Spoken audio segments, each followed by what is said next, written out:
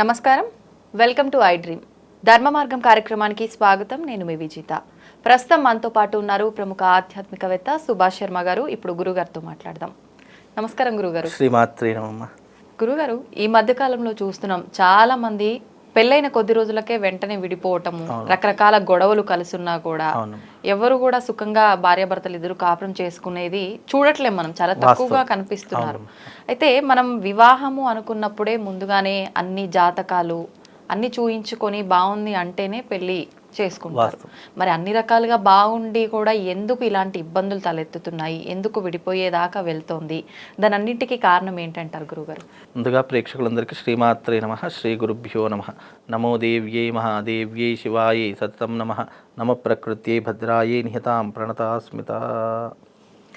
ఈ మధ్యకాలంలో ఒక సర్వేలో ఏం తేలింది అంటే ప్రేమ వివాహాలు ఎంతవరకు సక్సెస్ ఉన్నాయి, పెద్దలు కుదిరించినటువంటి వివాహాలు ఎంతవరకు సక్సెస్లో ఉన్నాయి. ఒక సర్వేలో ఏం తేలింది అంటే ప్రేమ వివాహాలు 100లో 90% ఫెయిల్యూర్, 90% ఫెయిల్యూర్. ఒక 10% మాత్రమే అడ్జస్ట్మెంట్ అండ్ వాళ్ళు ఉన్నటువంటి దాంట్లో అరేంజ్మెంట్ చేసుకొని వాళ్ళు హ్యాపీగా ఉండగలుగుతారు. కానీ 90% ఫెయిల్యూరే. ఏంటి? లవ్ మ్యారేజ్ ఫెయిల్యూర్ రేటే ఎక్కువగా ఉంది. అదే పెద్దలు కుదిరించినటువంటి పెళ్ళిళ్ళు కనుక చూసుకుంటే అంటే సర్వేలో 50% సక్సెస్ రేటింగ్, 50% ఫెయిల్యూర్, అంటే ఆఫ్గా ఉంది. బికాజ్ దానికి దీనికి తేడా ఏంటి అంటే ప్రేమలో ఉన్నప్పుడు పెళ్ళైన తర్వాత అదే రిలేషన్షిప్ కంటిన్యూషన్ కాదు. అది చాలా మటుకు ఎవరిని అడిగినా కూడా అదే చెప్తారు. ఎందుకంటే ప్రేమలో ఉన్నప్పుడు కేరింగ్ ఒకలా ఉంటుంది, వివాహమైన తర్వాత కేరింగ్ ఒకలా ఉంటుంది. అక్కడ డిస్టర్బెన్స్ రావడం వల్ల 100 to 100% అవి ఫెయిల్యూర్ చేసే ఎక్కువగా రేటింగ్స్ ఉన్నాయి. అదే పెద్దలు కుదిర్చే వివాహంలో ఏంటి అంటే ఎంత గొడవలైనా కూడా అరే నా తండ్రి గారు ఉన్నారే, నా తల్లి గారు ఉన్నారు, లేదా పెద్దవాళ్ళు ఉన్నారు, వచ్చి సర్దు చెప్తారు అని చెప్పేసి ఒక రకంగా ఆ రకంగా సర్ది చెప్పుకుంటూ ఒక 50% రేటింగ్ అనేటటువంటిది పెద్దలు కుదిరించినటువంటి వివాహానికి ఉంది. ఇప్పుడు పెద్దవాళ్ళు ప్రేమ వివాహానికి పెద్దలు కుదిరించిన వివాహానికి తేడా ఏంటి అంటే ప్రేమ వివాహంలో నీకు మంచికైనా చెడుకైనా ఎవ్వరు సపోర్టింగ్ రారు. అదే పెద్దలు కుదిరించిన వివాహానికి మంచికి చెడుకి రెండుకి సపోర్టింగ్గా ఉంటారు. ప్రేమలో ఉన్నప్పుడు సపోర్టింగ్ అవసరం లేదు అని అనిపిస్తుంది, కానీ ఆఫ్టర్ పెళ్ళయిన తర్వాత ప్రతి దానికి సపోర్టింగ్ అనేటటువంటిది మోస్ట్ ఇంపార్టెంట్. ప్రతి ఒక్క వివాహంలో ఇది చాలా మట్టుకు తెలుసుకోవాలి. ప్రేమలో ఉన్నప్పుడు ఏముంటుంది, ఆకర్షణ ఒకటే ఉంటుంది, అయ్యో చేసుకోవాలి, చేసుకోకపోతే మళ్ళీ ఎలాగని చెప్పేసి ఒక రకమైనటువంటి ఒకటే ఫీలింగ్ ఉంటుంది తప్ప ఆఫ్టర్ మ్యారేజ్ అది పెద్ద హెవీ లైఫ్. అది అంటే సముద్రాన్నైనా ఈదొచ్చు కానీ సంసారాన్ని ఈదలేము అని అంటారు. అది ఊరికే రాలేదు సామెత. ఎందుకంటే ఆఫ్టర్ మ్యారేజ్ అయిన తర్వాత ఇటు అమ్మాయిని చూసుకోవాలి, బరువు బాధ్యతలు, మెయిన్ బరువు బాధ్యతలు వచ్చినప్పుడు, లేదా ఒక పెళ్ళైన తర్వాత కన్సీవ్ అయిన తర్వాత ఒక స్త్రీ యొక్క సపోర్ట్ తప్పకుండా, ఒక తల్లో చెల్లో లేదా ఎవరు ఒక సపోర్ట్ తప్పకుండా కావాలి. అలా సపోర్ట్ లేనప్పుడు ఆ వ్యక్తి పడేటటువంటి ఆవేదన అంతా ఇంత కాదు. అందుకే ప్రేమ అనేటటువంటిది ప్రేమించడం తప్పు కాదు, కాకపోతే అది పెద్దల దాకా తీసుకొని ఒప్పించేంత వరకు చేసుకొని నీకు సపోర్టింగ్ అనేటటువంటిది పెద్దల సమక్షంలో చేసుకుంటే నీకు సపోర్ట్ రేపు మంచికైనా చెడుకైనా మీ ఇద్దరి మధ్యలో ఎలాంటి ఇబ్బందులు వచ్చినా పెద్దవాళ్ళ యొక్క సపోర్ట్ అనేటటువంటి తప్పకుండా ఉంటుంది. అందుకే ఇక్కడ మెయిన్ ఏంటంటే జాతకం అనేటటువంటిది ప్రధానమైనటువంటి అంశం. ఎందుకంటే జాతకం కలవకుండా వివాహం చేసుకుంటే అది ఎప్పటికైనా విడిపోవడమే ప్రధానంగా ఉంటుంది. కొంతమంది జాతకాలు చూయించుకుంటారు, చాలా పర్టికులర్గా అన్నీ చూస్తారు, గుణగణాలు అన్నీ చూస్తారు, నాడీ కలిసిందా లేదా చూస్తారు, రాశి కూటాలు కలిసా లేదా అన్నీ కలుస్తాయి. కానీ విడిపోవడానికి ఏంటి కారణము? చాలా మంది ఇదే అడుగుతారు, గురువు గారు మాకు పెళ్ళిలో అన్ని జాతకాలు చూసారండి, అయినా మా ఆయన నాతో సరిగ్గా ఉండట్లేదు, లేదా మా భార్య నాతో సరిగ్గా ఉండట్లేదు, ఇలా ఏదో ఒక రకమైనటువంటి సమస్య అనేటటువంటిది చెప్తూనే ఉంటారు. బికాజ్ జాతకంలో అన్నీ చూస్తాము కానీ ప్రధానంగా లగ్నం చూడడం మర్చిపోతాం. లగ్నం అంటే ఏంటో తెలుసా? మనిషి యొక్క స్వభావము, మెంటల్ కండిషను. ఎందుకంటే జాతకంలో గుణాలు కలవడం ఒకటే ముఖ్యం కాదు, ఇక్కడ మెంటల్ కండిషన్. పూర్వకాలంలో ఏంటంటే అమ్మ రాసులు బాగా ఉన్నాయి, నక్షత్రాలు బాగా ఉన్నాయి, నిరభ్యంతరంగా 25 గుణాలు వచ్చాయి, చక్కగా పెళ్లి చేయవచ్చు అని అంటాం. అక్కడ వరకు బాగుంటుంది. కానీ పెద్దలు కుదిర్చిన వివాహంలో అంటే ఉదాహరణకు ఎగ్జాంపుల్, వచ్చిన అమ్మాయి కొత్త ఆమెనే, అబ్బాయి కొత్తాడు, ఒకరినొకరికి ఏమీ తెలియదు. అంటే వాళ్ళ ఆలోచనలు ఏంటి, బిహేవియర్ ఏంటి, విధి విధానాలు ఏంటి ఏమీ తెలియదు. అప్పటికప్పుడే పెద్దలు కుదిరి చేశారు, పెళ్లి చేసేసారు, అయిపోయింది. దాని తర్వాత వాళ్ళు ఆలోచించే విధానం కానివ్వండి, లేదు వాళ్ళ యొక్క ఆలోచనలు అభిరుచులు ఒకరినొకరు కలిసాయి అని తెలుసుకోవడానికి, మనస్తత్వం తెలుసుకోవడానికి జాతకంలో ఏం చూడాలంటే లగ్నం, తాను పుట్టినటువంటి సమయంలో ఒక లగ్నం అనేటటువంటిది సూచించబడుతుంది. ఆ లగ్నము అబ్బాయి యొక్క లగ్నము రెండూ కూడా ఈక్వల్గా ఉన్నాయా లేదా, ఇద్దరు ఒకరినొకరు అడ్జస్ట్మెంట్ చేసుకోగలుగుతారా లేదా, లైఫ్ ఏంటేనే అడ్జస్ట్మెంట్ అరేంజ్మెంట్స్, ఈ రెండూ లేకపోతే ఎన్ని వివాహాలు చేసినా అది ఎప్పటికీ కూడా ఒక్కొక్కరు 2 పెళ్ళిళ్ళు 3 పెళ్ళిళ్ళు చేసుకున్నా కూడా మళ్ళీ 4వ పెళ్లి కోసం ఎదురు చూసేటటువంటి దౌర్భాగ్య స్థితిలో ఉన్నారు. బికాజ్ ఎవరి రీజన్స్ వాళ్ళకు ఉంటాయి. అమ్మాయి రీజన్స్ అమ్మాయి చెప్తుంది, అబ్బాయి రీజన్స్ అబ్బాయి చెప్తాడు. నాకు భార్య ఇలా లేదు అలా లేదని చెప్పి అబ్బాయి చెప్తాడు, నా భర్త అలాంటి వాడు ఇలాంటి వాడు అని అమ్మాయి చెప్తాడు. అంటే విడిపోవడం అనేటటువంటిది ఉన్నదనుకోండి జాతకంలో, అది ఎనీ రీజన్స్ ఫలితం ఉండదు. కాబట్టి జాతకంలో లగ్న ప్రభావం చూడకుండా వివాహం చేయకూడదు. అది కలియుగంలో కలి యొక్క వైపరీత్యం. అది కలియుగం అప్పట్లో ఏంటి, ఇప్పుడు దాదాపు ఒక 100 సంవత్సరాలు కానీ ఒక 50 సంవత్సరాలు వెనక తీసుకుంటే ఫలానా నా తండ్రి ఈమెను చేసుకో అంటే ఆ తూచా తప్పకుండా చేసుకోవడం, వేరే మాటేం లేదు. కానీ ఇప్పుడు అలా కాదు, జనరేషన్ మారిపోయింది, ఎన్నో రకాలైనటువంటి ప్రభావాలు మారిపోయాయి. దానికి అనుగుణంగా జాతకంలో లగ్న ప్రభావం ఎవరూ చూడడం లేదు. ఇక ప్రేమించుకున్న వాళ్ళు అంటారా, వాళ్ళకి జాతకంతో సంబంధమే లేదు, ఇక వాళ్ళు మంచి అయినా చెడైనా కష్టమైనా నష్టమైనా అనుభవించవలసింది. కానీ పెద్దలు కుదిరించిన వివాహాలు ఎందుకు ఈ రకంగా ఉన్నాయంటే బికాజ్ లగ్న ప్రభావం చూడకపోవడమే దీనికి ప్రధానమైనటువంటి కారణం.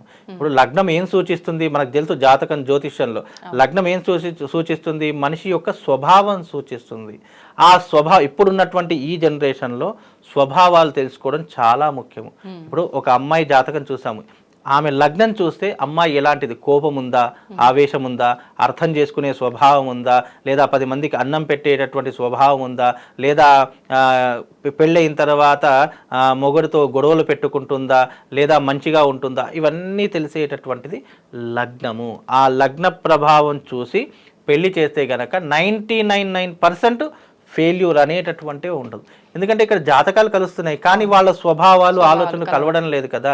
రేపు పెళ్ళయిన తర్వాత, ఇప్పుడు మీరు పెద్దలు కుదిరిచారు, రేపు పెళ్ళయిన తర్వాత ఒకరినొకరు నువ్వు గొప్ప అంటే నేను గొప్ప, నేను గొప్ప అంటే నువ్వు గొప్ప, నేను నీ దాంట్లో ఏం తక్కువ, నువ్వు నా దాంట్లో ఏం తక్కువ, ఇవి ఇట్లా తక్కెట్లో వేసి కొలుచుకుంటారు. అట్లాంటప్పుడు గొడవలు ఆటోమేటిక్గా అవుతాయి.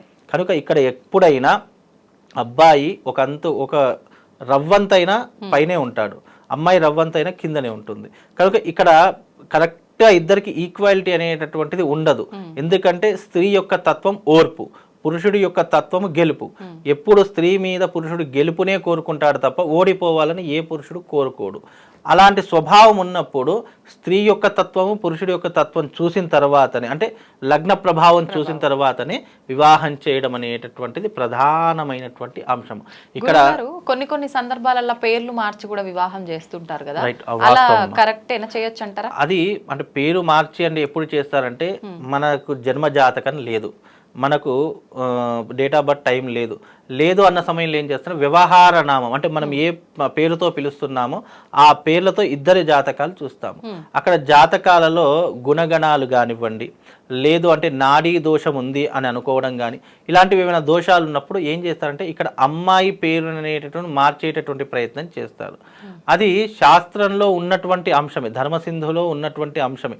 అది ఎప్పుడు మనకు డేట్ ఆఫ్ బర్త్ లేదు కాబట్టి సరే ఫలానా వ్యవహార నామంతో పిలిస్తే ఇక్కడ అబ్బాయి యొక్క జాతకానికి అమ్మాయి జాతకానికి లింకు కుదరడం లేదు కాబట్టి పేరు మారిస్తేనైనా సరే జాతకం కుదురుతుందేమో అని ఒక ఆలోచనతో ఈ యొక్క పేరు మార్చేటటువంటి పద్ధతి అనేటటువంటిది పెట్టారు. ఇప్పుడు ఈ పద్ధతిలో ఎంత శాతం కలిసి ఉండే అవకాశాలు ఉంటాయి? దీంట్లో ఒకటే చెప్తున్నాం, పేరు మారవడం ద్వారా నుదిటి రాతను మార్చలేము. ఇది ఏంటి అంటే మనిషి యొక్క సాటిస్ఫాక్షన్ కొరకు, మనిషి తన సంతృప్తి కొరకు మాత్రమే పేరు మారుస్తారు. పేరు మార్చినంత మాత్రాన మన రాతను మార్చలేం కదా. ఇప్పుడు ఉదాహరణకు నా పేరు సుభాష్ శర్మ అండి, నేను ఇంకో వేరే పేరు పెట్టుకుంటే నేను గొప్ప సెలబ్రిటీ అయిపోతాను, నేను పేరు మార్చుకోలేను కదా. పేరు మార్చుకున్నంత మాత్రం నేను సెలబ్రిటీ కాలేను కదా. కాకపోతే ఇక్కడ పేరు మార్చడం వల్ల ఎలాంటి ప్రయోజనం లేదు. అది మన సంతృప్తి కొరకు మాత్రమే. నువ్వు సర్టిఫికేట్లో మళ్ళీ అదే పేరు ఉంటుంది, అన్నిట్లో అదే పేరు. నీ భర్త పిలవడానికి మాత్రం కొత్త పేరు వస్తుంది, కొత్త ఇంటి పేరు వస్తుంది, కొత్త పేరు వస్తుంది, అంతే తేడా. అక్కడ ఏమీ మారదు. జాతకములో date of birth, time, place of birth ప్రకారమే నీ యొక్క స్వభావాన్ని ఖచ్చితంగా నువ్వు ఇలాంటి దానివి లేదా నువ్వు ఇలాంటి వాడివి అని చెప్పడానికి అవకాశం ఉంటుంది. ఆ స్వభావాలు చూసి పెళ్లి చేస్తేనే 99% సక్సెస్ రేటింగ్ ఉంటుంది. లేదంటే మీరు ఎన్ని జాతకాలు చూసినా ఫెయిల్యూరే అవుతుంది. బికాజ్ ఆ జాతకాలు ఇప్పుడు చాలామంది కుజదోషము అంటాం. కుజదోషం ఉన్నటువంటి జాతకులకు జీవితంలో ఒకటికి మించి 2 వివాహాలు అవుతాయి, ఇది ఖచ్చితం. మళ్ళీ కుజదోషం ఉన్నటువంటి అమ్మాయికి కుజదోషం ఉన్నటువంటి అబ్బాయినే ఇచ్చి పెళ్లి చేయాలి అని అంటాము. కానీ ఎంత కుజదోషం ఉన్నప్పటికీ, ఎంత కుజదోషం ఉన్నటువంటి అబ్బాయికి ఇచ్చి వివాహం చేసినా దాని యొక్క పరిహారం అనేటట్టు ఇద్దరు చేసుకోవాల్సింది. అలా చేసుకోకపోయినా పురుషుడైతే అక్రమ సంబంధాలు పెట్టుకుంటాడు, స్త్రీ అయితే ఒకటికి మించి 2 వివాహాలు అయ్యేటటువంటి అవకాశాలు ఎక్కువగా ఉంటున్నాయి. లేదు అంటే స్త్రీ వైధవ్యాన్ని పొందేటటువంటి లక్షణాలు ఎక్కువగా ఉంటాయి కుజదోషం వల్ల. ఇలాంటివి ఎన్నో రకాలుగా వివాహం అనేటటువంటి వ్యవస్థలో మనం చూసే జ్యోతిష్యము చాలా కోణాలలో పరిష్కరించి చాలా కోణాలలో దాన్ని చూస్తేనే మనకు వివాహం చెయ్యాలా అనేటటువంటిది అర్థం.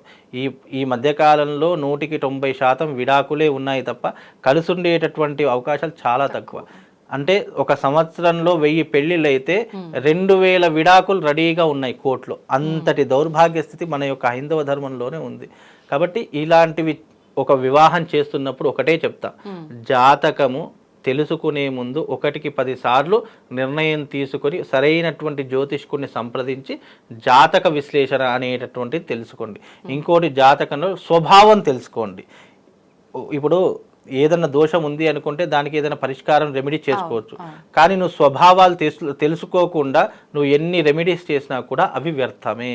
కనుక స్వభావం తెలుసుకొని, లగ్నం తెలుసుకొని, లగ్నంలో ఉన్నటువంటి తత్వం తెలుసుకొని ఇద్దరికి వివాహం చేస్తే 100% బాగుంటుందమ్మా. ఇప్పుడు ఇవన్నీ చూడకపోవడం వల్లే గుణాలు మాత్రమే చూసి స్వభావానికి సంబంధించింది మ్యాచ్ అయిందా లేదా చూడకపోవడం వల్ల ఇలాంటి ఇబ్బందులు 100%. మరి పెళ్ళైన తర్వాత ఈ ఇబ్బందులు వస్తున్నాయంటే ఖచ్చితంగా అక్కడ పొరపాటు ఉన్నట్టు. అప్పుడు ఏంటి గురుగారు ఆప్షన్? మరి ఆప్షన్ ఏంటి? అలా గొడవలు పడాల్సిందేనా? పరిష్కారం ఉందా? ఇప్పుడు గొడవలు పడుతున్నారు అని అంటే నేను ఒకటే చెప్తాను, ఇప్పుడు మనకి ఏదైనా రోగం ఉంది అని అంటే పంతుల దగ్గరికి కాదు, డాక్టర్ దగ్గరికి వెళ్ళమని మనం సలహా ఇస్తాము. ఎందుకంటే డాక్టర్ చేయవలసినటువంటి పని డాక్టర్ చేస్తాడు, జ్యోతిష్కుడు చేయవలసినటువంటి జ్యోతిష్యుడు చేస్తాడు.